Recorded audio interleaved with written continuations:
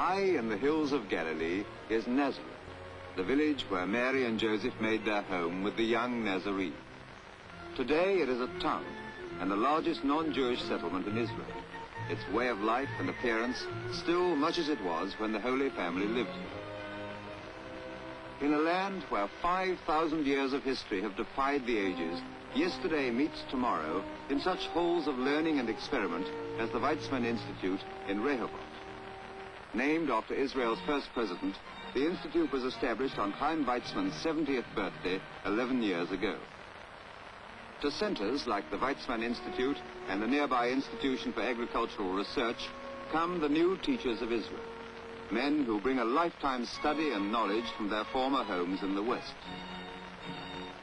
Many of them come as old men to teach those who will be caring for this land in the years ahead.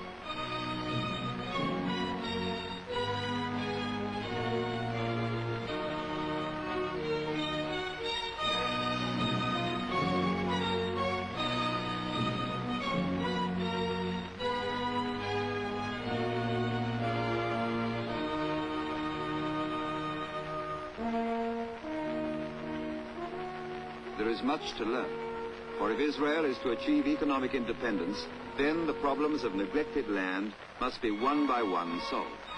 Neglected for centuries, the land must be redeemed at last, and the orange grove must grow where the scrub lay waste.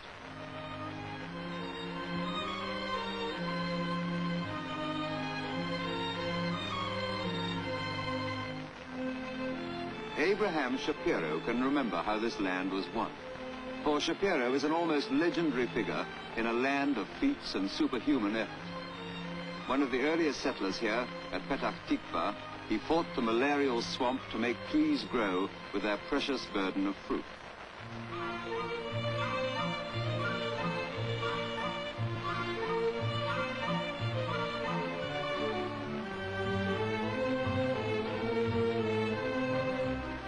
Foremost in the list of problems is the thirst of the land for rain that comes too seldom. For 8 months of the year, not one drop of rain falls in Israel, and nothing would grow but for the irrigation pipelines, the lifelines of the land.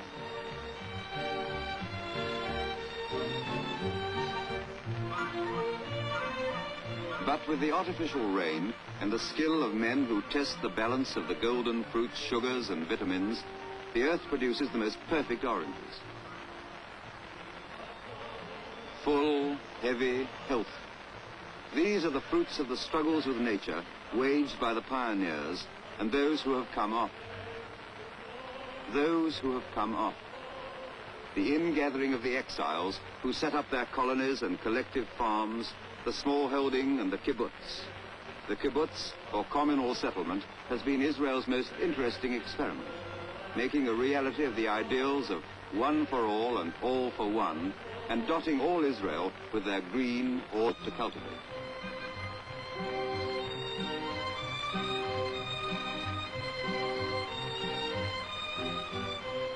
Gershon was born at Givat Brenna, as was his wife Esther.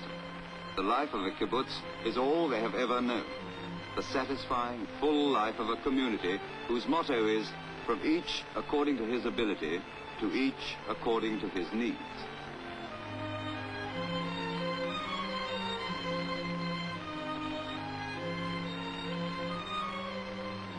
Into this self-contained world of the collective community, Gershon and Esther have brought a child who too will share in the development of the kibbutz.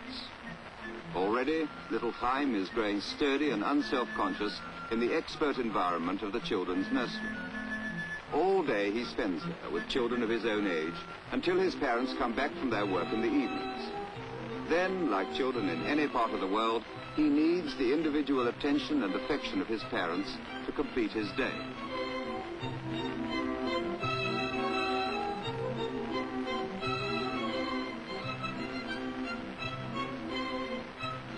Living conditions for the family are very different now from those the early settlers knew. Long before Esther or Gershon were born, their parents laid the foundations of this enviable way of life. Many problems had to be solved by the early settlers, social as well as economical. so that a new generation of Jews would know the security and scope for personal development that exists in Israel today.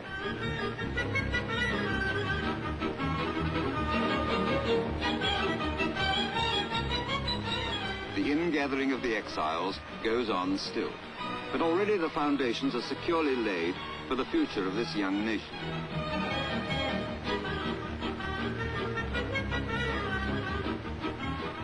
At the Fruit Harvest Festival, the new Israel meets an established one and is accepted easily and naturally.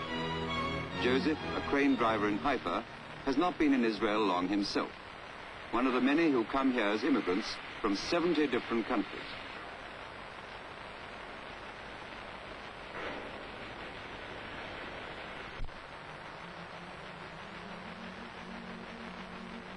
The fruit goes out, and the immigrants come in, at a rate of hundreds a week.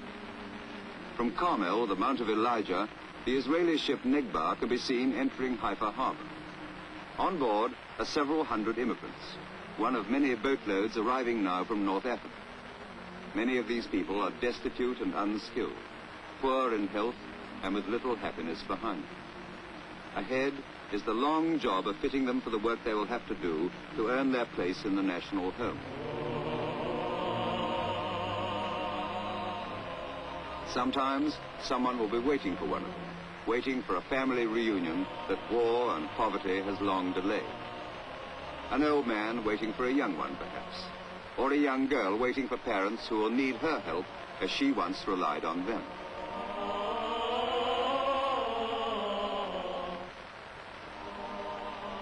Out of the dark ages of the Jews' unhappy wanderings, the dispersed are gathering together in the land which has ever been in the exiles' hearts. To next year in Israel.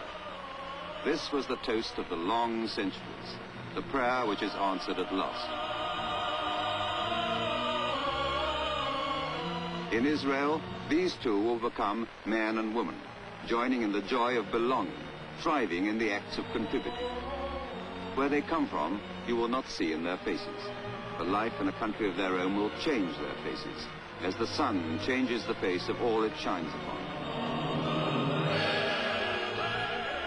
Together, they will ripen under the sun as they harvest the fruits of their joint endeavors. And together they will come to know and love the land where the orange tree blossoms,